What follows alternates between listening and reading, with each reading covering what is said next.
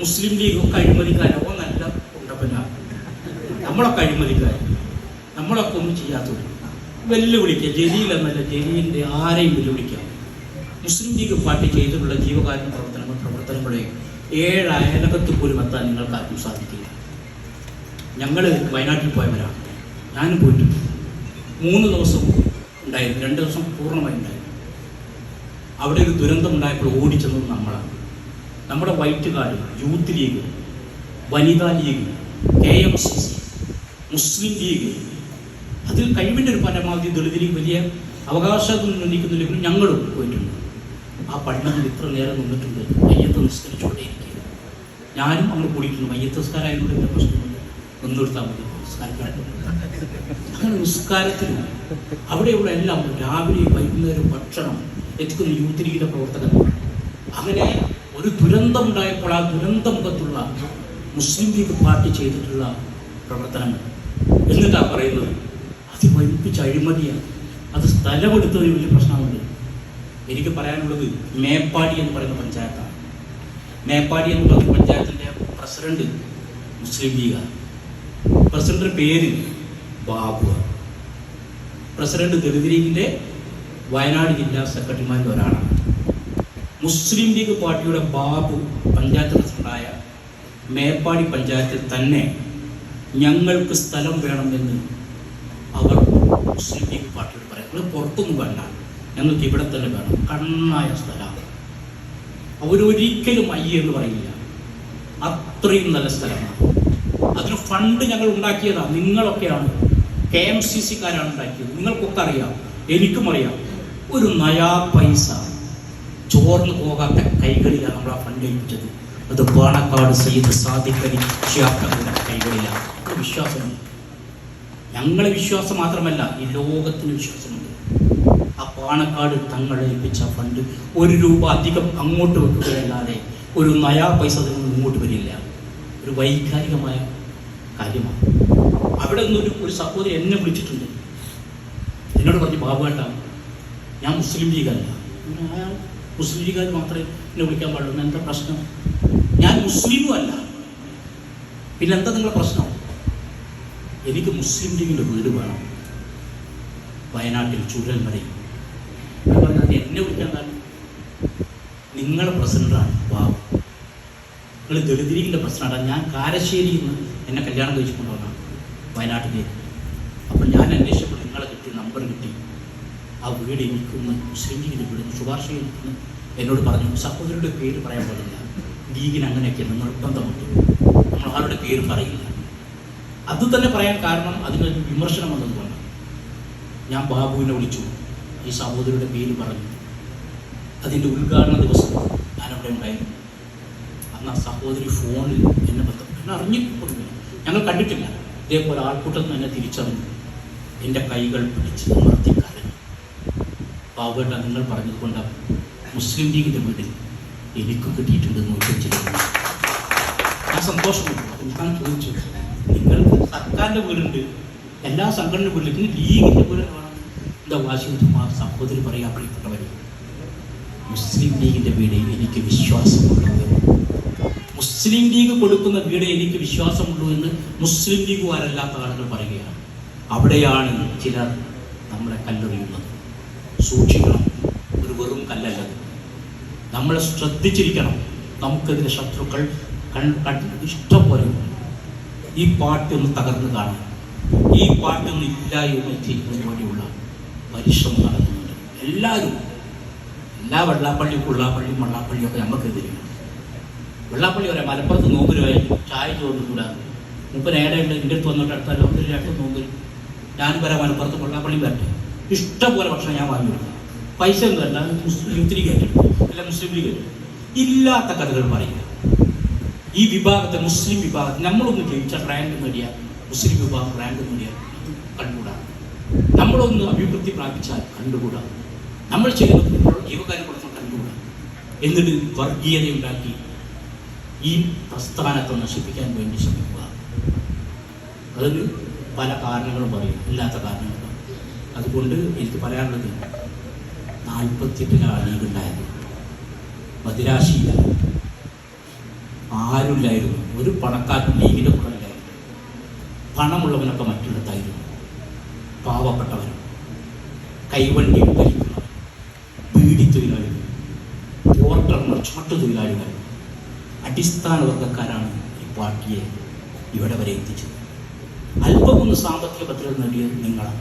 പ്രവാസികൾ, നിങ്ങളുടെ കഠിനാധ്വാനമാണ്, നിങ്ങളുടെ വിയർപ്പാണ് ഇന്ത്യൻ യൂണിയൻ മുസ്ലിം ലീഗിൻ്റെ നട്ടെല്ല് എന്ന് അഭിമാനിക്കുന്നു. അത് നിങ്ങളാണ് ഒരല്പമെങ്കിലും മുസ്ലിം ലീഗിന് സാമ്പത്തിക ഭദ്രത നേടിയത്. നമുക്ക് നൽകിയ അഭിമാനം തബ്ഷീറ പറഞ്ഞതുപോലെ ഒട്ടനവധി നേതാക്കന്മാർ, CH മുതൽ പി സാഹിബ് മുതൽ KMC സാഹിബ് മുതൽ അത്രയ്ക്ക് തങ്ങളടക്കം ഒട്ടനവധി നേതാക്കന്മാരുണ്ട്. സയ്യിദ് പാണക്കാട് മുഹമ്മദ് അലി ശിഹാബ് തങ്ങളടക്കമുള്ള ഹൈദർ അലി ശിഹാബ് തങ്ങളടക്കമുള്ള നേതാക്കന്മാരാണ് നമ്മളെ ഇവിടെ എത്തിച്ചത്. അതുകൊണ്ടാണ് എല്ലാ ബോധ്യവും ഞങ്ങൾക്കുണ്ട്. ഞങ്ങളെ സംബന്ധിച്ച് ദളിതലീഗിനെ സംബന്ധിച്ച് ഞാൻ നല്ല സുരക്ഷിതമായ ലൈഫിലെത്തി. എൻ്റെ 16-ാം വയസ്സിൽ എനിക്ക് തോന്നി ഇങ്ങോട്ട് പോരാൻ തോന്നിയിട്ടില്ലെങ്കിൽ ഞാൻ പെട്ടുപോയി. ഞാൻ അവസാനം കഴിഞ്ഞ 19-ാം തീയതി ഇങ്ങോട്ട് ബാഗ് കൊടുത്തു വരുമ്പോൾ എൻ്റെ കൂടെ ഞാൻ CPI-യിലായിരുന്നു. CPM അല്ല, CPI ആണ്. എൻ്റെ കുടുംബമൊക്കെ CPI-കാരാണ്. അല്ലെങ്കിൽ AIYF, അതിൻ്റെ യുവജന സംഘടന പേരാണ്. നമ്മൾ യൂത്ത് ലീഗിനെ പോലെ അതിലൊരു പ്രവർത്തകനായിരുന്നു പ്രവർത്തിക്കുന്നത്. അതിൽ നിന്ന് എന്നെ ഒരുപാട് ആൾ വിമർശിച്ചിട്ടുണ്ട്. അപ്പോൾ അങ്ങോട്ട് പോരുമ്പോൾ എൻ്റെ കൂടെ ഉള്ള പരിചയമായിട്ടാണ് പോകുന്നത് വെച്ചു. ഞാൻ സൗദി അറേബ്യ പോവുകയാണ്. നമ്മൾ സൗദി അറേബ്യ വെറുതെ പറയാനില്ല, എന്നെ KMCC-ക്കാർ സൗദി അറേബ്യ കാണാൻ പോകുകയാണ്. കുറച്ച് രക്ഷപ്പെട്ടോട്ടെ. ഞാൻ ഇപ്പോഴും ഇവിടെ ബ്രാഞ്ച് കമ്മിറ്റി എൻ്റെ കൂടെ ഒരിപ്പം ബ്രാഞ്ച് കമ്മിറ്റിയിൽ എത്തുന്ന ബ്രാഞ്ച് കമ്മിറ്റി ഉണ്ട്. ബാലുശ്ശേരി പഞ്ചായത്തിലാണ്. ഞാനിവിടെ ദമാമിൽ പോയി, ഇപ്പോൾ ജിദ്ദയിലാണ്, റിയാദിൽ പോയി അല്ലേ. ഇനിയിപ്പോൾ ആൾക്കാർ ഇപ്പോൾ എന്നോട് ടീക്കാർ ഇഞ്ചിൻ ദേശം കിട്ടാൻ നിർവാഹമില്ല. അപ്പം സ്നേഹം കൊണ്ടാണ്.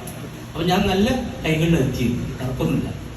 എൻ്റെ അടുത്ത് പല CPM-മാർ വീട്ടിൽ വരാറുണ്ട്. രാവിലെ വരും എൻ്റെ അടുത്ത് നേരെ വന്നിട്ട് ഞാൻ അങ്ങനെ കാണും പറയുന്നത്. ഭാര്യയോട് പറഞ്ഞാൽ ഞാൻ ബാത്റൂമിലാന്ന് പറഞ്ഞാണ്, കുറച്ച് ബുദ്ധിമുട്ടായിട്ട് ഇങ്ങനെ സ്വൽപ്പാക്കിയാലോ. അപ്പോൾ മുമ്പ് അങ്ങനെ കുത്തിരിക്കും, ഇരുന്നിട്ട് ഇങ്ങനെ ചന്ദ്രിക നോക്കും. എനിക്കത് ആവശ്യം. ചന്ദ്രിക ആദ്യം നോക്കില്ല, ഫ്രണ്ട് പേജ് നോക്കില്ല, ബാക്ക് പേജ് നോക്കില്ല, സ്പോർട്സാണ്. എന്നിട്ട് എല്ലാവരും നോക്കും. അപ്പോൾ ഞാൻ ജനലിൻ്റെ കൂടി നോക്കും. അപ്പോൾ സ്പോർട്സ് മറിച്ച് അങ്ങനെ ഒരു പേജ് നോക്കിയതിന് ശേഷം ഞാൻ കഴിച്ചു സോറി ആ പ്രശ്നം എന്തേ വന്നു ചോദിച്ചു. ഈ കത്ത് വേണം. എന്തിൻ്റെ കത്ത്? CH സെൻറ്ററിലേക്ക് കത്ത്. എൻ്റെ കത്താൻ പോകുന്ന ലീഗിൻ്റെ പ്രസിഡന്റ് അടുത്ത് പോകണ്ട, വാർഡ് ലീഗിൻ്റെ പ്രസിഡന്റ് കത്ത് വേണ്ട, മണ്ഡലം പ്രസിഡന്റ് കത്ത്. എൻ്റെ കത്തിന് ഡയറക്റ്റ് പോരെ. അതിനാണ് അത് എനിക്കറിയില്ലോ, ഓനെ ശരിയാക്കിയാണ്. ഞാൻ പറഞ്ഞു അയ്യോ ലെറ്റർ ബോർഡ് പഠിച്ച് ലെറ്റർ ബോർഡൊക്കെ ഇഷ്ടമായി. ലെറ്റർ പഠിച്ച് ഇതൊരു കാര്യം ചെയ്തു. പഞ്ചായത്ത് മുസ്ലിം അവിടുന്ന് കത്ത് വന്നു. ഞാൻ അവിടുന്ന് സീൽ ചെയ്തതാണ്. ഓനെ ലീഗിൻ്റെ പ്രസിഡന്റ് അടുത്ത് പറഞ്ഞു തരും. ഒരു ദിവസം പോട്ടേന്ന് കുഴപ്പമില്ല. ആളെ പോയിട്ട് കത്ത് വാങ്ങി. അതിൻ്റെ അടിയിൽ ഞാൻ ഒരു ശുപാർശ ചെയ്ത് സ്വീകരിച്ച് പോയി വന്നു. അപ്പോൾ നമുക്ക് കൊടുക്കാൻ പറ്റില്ല. നമ്മൾ അങ്ങനെയാണ് ജീവകാര്യം പ്രവർത്തനത്തിൽ രാഷ്ട്രീയം നോക്കാൻ. അപ്പം എന്നെ പരിഹസിച്ച ആളുകൾ ഞാൻ മുസ്ലിം ലീഗിലേക്ക് കടന്നു വന്നപ്പോൾ എനിക്കെതിരെ പ്രസംഗിച്ചവർ വീട്ടിലൊക്കെ ഉണ്ടായിരുന്നു. അന്നൊക്കെ ഞാൻ പറയുന്നത് ഞാനൊരു ഇന്ത്യക്കാരനാണ്. ഞാനൊരു ഇന്ത്യക്കാരനായതിൽ ഞാൻ അഭിമാനം കൊള്ളുകയാണ്. ഞാനൊരു ഹിന്ദുവാണ്. ഞാൻ ഹിന്ദുവായതിൽ ഞാൻ അഭിമാനം കൊള്ളുകയാണ്. ഞാനൊരു പട്ടികജാതിക്കാരനാണ്. ഞാൻ അഭിമാനം കൊള്ളുകയാണ്. അതിലേറെ ഞാനൊരു മുസ്ലിം ലീഗുകാരനാണ്. ഞാനൊരു മുസ്ലിം ലീഗുകാരനായതിൽ ഞാൻ ആത്മാഭിമാനം കൊള്ളുകയാണെന്ന് പറഞ്ഞു ലീഗ് രാഷ്ട്രീയം പഠിച്ചതുകൊണ്ടാണ്. നമ്മളെ വർഗീയത പറയുന്ന ആളുകൾ നമ്മൾ എന്തൊക്കെ പറയും. എന്നോടൊക്കെ പറയും നല്ല കൂട്ടുകാരെ കമ്മിറ്റിയിലെന്നൊക്കെ ചോദിച്ചു. ഒരു സലാം പറയില്ല, അസ്സലാം വലൈക്കും പറയൂലേ. എനിക്കത് വിഷമാവില്ല. ഞാൻ ഒരു വിഷമമില്ല. വാലൈക്കും സലാം, ഒരു കുഴപ്പമില്ല. ദൈവത്തിൻ്റെ രക്ഷയും സമാധാനം നിനക്കുണ്ടാവട്ടെ, തിരിച്ച് നിങ്ങൾക്കുണ്ടാവട്ടെ. അപ്പോൾ അതിനൊന്നും ഒരു പ്രശ്നമില്ല. ഞാൻ കൂടാത്തൊരു കമ്മിറ്റി ഉണ്ടായിരുന്നു. അതുമില്ല. സംസ്ഥാന മുസ്ലിം ലീഗിൻ്റെ കമ്മിറ്റിയിൽ ഞാനുണ്ട്. സംസ്ഥാന മുസ്ലിം ലീഗിൻ്റെ കമ്മിറ്റിയിൽ ഞാനുണ്ട്. സെക്രട്ടേറിയറ്റിൽ ഞാനുണ്ട്. എന്നെ കൂട്ടാത്തൊരു കമ്മിറ്റി ഉണ്ടായിരുന്നു. എൻ്റെ അജണ്ട എന്നോട് പറയാറുണ്ട്. എൻ്റെ കാര്യങ്ങൾ അവിടെ എഴുതി വെക്കാറുണ്ട്. അതിനൊന്നും ഒരു പ്രശ്നമില്ല. ഇപ്പോൾ രാത്രിയൊന്നും കമ്മിറ്റി കൂടുന്ന മെഴുകുതിരി വെളിച്ചത്തിലൊന്നും കമ്മിറ്റി കൂടുന്ന പ്രസ്ഥാനമല്ല മുസ്ലിം ലീഗ്. മുസ്ലിം ലീഗ് തുറന്ന വെളിച്ചത്തിൽ ജനങ്ങളോട് സംവദിച്ച് ജനങ്ങളുടെ ആശയം കൈമാറി ഈ പ്രസ്ഥാനം ഉണ്ടായത്. അതുകൊണ്ടാണ് ഇന്ത്യ രാജ്യത്ത്, ഈ രാജ്യത്തിൻ്റെ മതേതരത്വം വലിയ പ്രശ്നത്തിലാണ്. BJP-കാരൻ അംബേദ്കർ, നമുക്കറിയാമല്ലോ, അംബേദ്കറുടെ ഫോട്ടോ കാണിച്ച് രാഹുൽ ഗാന്ധി നടത്തിയ ഒരു യാത്രയുണ്ട്. അതിന് അംബേദ്കറുടെ ഫോട്ടോ ഇന്ത്യൻ ഭരണഘടനാ ശില്പിയാണ് അംബേദ്കർ. അംബേദ്കർ സംഭാവന ചെയ്തത് ആരാണ്? മുസ്ലിം ലീഗാണ്. ഇന്ത്യ സ്വതന്ത്രമായപ്പോൾ ഇന്ത്യക്കൊരു ഭരണഘടന വേണം. ഭരണഘടന എഴുതാൻ അർഹതയുള്ളത് ഡോക്ടർ ഭീമാറാവ് റാംജി അംബേദ്കർ. പക്ഷെ അംബേദ്കർ ആ ഭരണഘടന എഴുതണമെങ്കിൽ ഇന്ത്യയുടെ നിയമനിർമ്മാണ സഭയിലേക്ക് തെരഞ്ഞെടുക്കണം. കോൺഗ്രസ് അദ്ദേഹത്തിന് സീറ്റ് കൊടുത്തു, മഹാരാഷ്ട്രയിൽ കൊടുത്തു. മഹാരാഷ്ട്രയിൽ അദ്ദേഹം ആദ്യ തെരഞ്ഞെടുപ്പിൽ പരാജയപ്പെട്ടു. കോൺഗ്രസ്സുകാർക്ക് ജയിച്ചു, പക്ഷേ അംബേദ്കർ തോറ്റു. അദ്ദേഹത്തിന് വിഷമമായി. തോൽക്കാൻ കാരണം എന്താ? കോൺഗ്രസ്സുകാരനായിട്ടല്ല തോറ്റത്, സവർണ ഹിന്ദുക്കൾ വോട്ട് ചെയ്യില്ല ഞങ്ങൾക്ക്. പട്ടികജാതിക്കാരന് സവർണ ഹിന്ദു തോല് പറയാട്ടോ, എനിക്ക് തോന്നുന്നില്ല. എൻ്റെ അഭിപ്രായത്തിൽ ഞാൻ അവരിലേന്ന് തോന്നുന്നത്. സവർണ ഹിന്ദു എന്ന് അവർ പറയുന്ന അവർ ഞങ്ങൾക്ക് വോട്ട് ചെയ്യില്ല, പട്ടികജാതിക്കാരന് വോട്ട് ചെയ്യും. അവൻ അങ്ങനെ MP ആണ്ട, അവൻ അങ്ങനെ നിയമനിർമ്മാണ സഭയിലെത്തണ്ട, പരാജയപ്പെട്ടു. അദ്ദേഹം വളരെ വിഷമത്തോടു കൂടി വീട്ടിലിരുന്നു. പിന്നീട് കോൺഗ്രസ് പറഞ്ഞു അദ്ദേഹം ജയിക്കാതെ ഭരണഘടന എഴുതാനും കഴിയില്ല, അവൻ വലിയ പ്രശ്നം. ഇദ്ദേഹത്തിന് കൊണ്ടുവരാൻ വേണ്ടി കോൺഗ്രസ് പറഞ്ഞു, എന്നാൽ നിങ്ങൾ തമിഴ്നാട്ടിൽ, അവിടെ പിന്നെ അങ്ങനെ വർഗ്ഗമൊന്നുമില്ല, ഒരു സാധാരണ വർഗ്ഗങ്ങളൊക്കെ ഉള്ളത്, അവിടെ മത്സരിക്കാമെന്ന് പറഞ്ഞു. രണ്ടാമത് അദ്ദേഹത്തെ അവിടെ മത്സരിപ്പിച്ചു തമിഴ്നാട്ടിലും തോറ്റു. തമിഴ്നാട്ടിലും അംബേദ്കർ തോറ്റു. അദ്ദേഹം വളരെ വിഷമത്തോടു കൂടി നിർത്തണ്ട പറയുന്നു, അദ്ദേഹം പിന്നെ വിഷമത്തോടു കൂടി വീട്ടിലിരിക്കുക. രാത്രി ആ കഥകിന് ഒരാൾ വാതിൽ തുറന്നു. അദ്ദേഹം ഒന്നാളെ ഇരുത്തി. അദ്ദേഹം പറഞ്ഞു, അംബേദ്കർ നിങ്ങൾ ഇന്ത്യയുടെ നിയമനിർമ്മാണ സഭയിൽ അനിവാര്യമാണ്. നിങ്ങൾ ഇന്ത്യയുടെ നിയമനിർമ്മാണ സഭയിൽ 2 തവണ പരാജയപ്പെട്ടതിന് ഞങ്ങൾക്ക് ദുഃഖമുണ്ട്. അതുകൊണ്ട് ഞാൻ നിങ്ങളെ അങ്ങ് പശ്ചിമ ബംഗാളിൽ മുസ്ലിങ്ങൾ 90% താമസിക്കുന്ന നിയോജക മണ്ഡലത്തിലേക്ക് ക്ഷണിക്കുകയാണ്. നിങ്ങൾ അവിടെ വരണം, നിങ്ങളെ ഞങ്ങൾ വിജയിപ്പിക്കും. അംബേദ്കർ മനസ്സില്ലാ മനസ്സോടെ പശ്ചിമ ബംഗാളിലേക്ക് പോയി. 90% മുസ്ലിങ്ങൾ ഉള്ള ആ നിയോജക മണ്ഡലത്തിൽ നിന്നും വൻ ഭൂരിപക്ഷത്തിൽ അംബേദ്കർ ഇന്ത്യയുടെ നിയമനിർമ്മാണ സഭയിലേക്ക് തിരഞ്ഞെടുത്തു. അദ്ദേഹത്തെ ക്ഷണിച്ച ആ മനുഷ്യൻ്റെ പേര് ഖായിദെ മില്ലത്ത് മുഹമ്മദ് മുസ്ലിം ലീഗിൻ്റെ സംഭാവന. അംബേദ്കർ ഇന്ത്യൻ ഭരണഘടനാ ശില്പിയായപ്പോൾ ഒരുപാട് ആളുകൾ അവകാശം ഉന്നയിച്ചു. പക്ഷേ മുസ്ലിം ലീഗിൻ്റെ ഖായിദെ മില്ലത്ത് മുഹമ്മദ് സാഹിബ് അദ്ദേഹത്തെ വിജയിപ്പിച്ച് ഭരണഘടനാ ശില്പിയാക്കി മാറ്റി. കരട് പ്രഖ്യാപിച്ചു ഭരണഘടനയുടെ. ആ കരടിൽ ഇന്ത്യ ഒരു മതേതര രാജ്യമാണ്. മറ്റൊന്നും ഞാൻ പറഞ്ഞപ്പോൾ നിങ്ങൾക്കറിയാം. പക്ഷേ ഇന്ത്യയിൽ ഒരു പ്രത്യേകത ഉണ്ടായിരുന്നു. ഭരണഘടന കരടിൽ ഉണ്ടായിരുന്നത് ഏതൊരാൾക്കും ഇന്ത്യയിൽ ഏത് മതത്തിലേക്കും കൺവേർട്ട് ചെയ്യാൻ കഴിയും, പരിവർത്തനം നടത്തും. എനിക്ക് മുസ്ലിമാവാം, നാളെ എനിക്ക് മുസ്ലിമാണെങ്കിൽ കുഴപ്പമില്ല. ക്രിസ്ത്യാനികൾക്ക് ഹിന്ദു ആവാം, നിങ്ങൾക്ക് ഹിന്ദു ആവാം. പട്ടികജാതിയിൽ ആരെയും എടുക്കില്ല, പട്ടികജാതിയിൽ ആരും അത് കൺവേർട്ട് ഹിന്ദു ആവാം. അപ്പോൾ ഏത് ജാതിയും ഏതാൾക്കും അങ്ങോട്ടും ഇങ്ങോട്ടും ഒക്കെ മാറാം. പക്ഷേ ഇന്ത്യയുടെ പ്രത്യേകത, ഇന്ത്യയിൽ മതപ്രചരണം നടത്താൻ പറ്റില്ല. ഇന്ത്യൻ ഭരണഘടന മതപ്രചരണം എന്ന് പറഞ്ഞാൽ വയത് പറയില്ലേ, ക്ഷേത്രങ്ങളിൽ മതപ്രഭാഷണം നടത്തുന്നില്ല. ക്രിസ്ത്യൻ വിഭാഗങ്ങൾ കണ്ടില്ല, നിങ്ങൾ അങ്ങാടിയിൽ വന്ന് മതപ്രഭാഷണം നടത്തും, ഇതൊന്നും പാടില്ലായിരുന്നു ഇന്ത്യയിൽ അങ്ങനെ പാടില്ലായിരുന്നു. ഇന്ത്യയുടെ ഭരണഘടനയുടെ കരടിൽ. ഇതിൻ്റെ ഏറ്റവും വലിയ പ്രശ്നം ഇസ്ലാം മതത്തിനായിരുന്നു. ഇസ്ലാം മതത്തിൻ്റെ പ്രത്യേകത പ്രചരണത്തിലൂടെയാണ് ഇസ്ലാം മതം വ്യാപിപ്പിച്ചത്. അതാണ് ഇസ്ലാമത്തിലുള്ള യുദ്ധത്തിലൂടെയല്ല, മറ്റൊന്നുമില്ല. ഇസ്ലാമത്തിൻ്റെ മൂല്യമായ സത്ത് അത് പ്രചരണമാണ്. വയലു പറയും, മലയാളത്തിൽ പറഞ്ഞ നമ്മൾ മലബാറിൽ വയലു പറയാം. അതിന് അവകാശമില്ലായിരുന്നു. ഇസ്മായിൽ സാഹിബ് അംബേദ്കറെ കണ്ടു, അംബേദ്കറോട് ഈ വിഷയം പറഞ്ഞു. അംബേദ്കർ ഞങ്ങളുടെ മതം ഇങ്ങനെയാണ്, അതുകൊണ്ട് ഞങ്ങൾക്ക് അതിനോടൊരു അവകാശം ഞങ്ങൾ ഭരണഘടനയിൽ സൂചിപ്പിക്കണമെന്ന് പറഞ്ഞപ്പോൾ അംബേദ്കർ പറഞ്ഞു, ഇസ്മായിൽ സാഹിബ് നിങ്ങൾ തന്നെ എന്നെ ഇവിടെ എത്തിച്ചത്.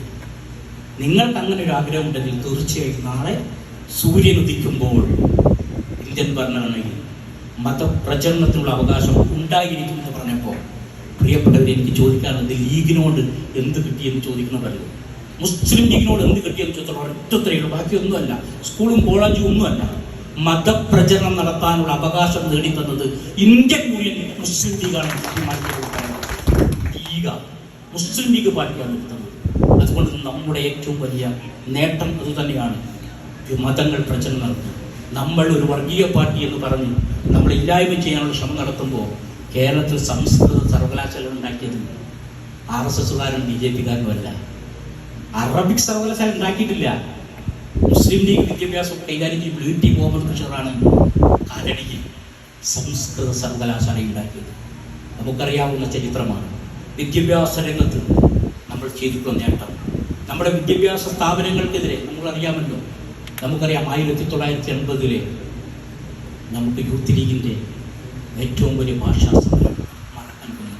മജീദുർ റഹ്മാൻ കുഞ്ഞിപ്പം 3 ചെറുപ്പക്കാർക്ക് നഷ്ടപ്പെട്ടത് എന്തിനു വേണ്ടിയാണ്? വിദ്യാഭ്യാസ സ്ഥാപനങ്ങൾ.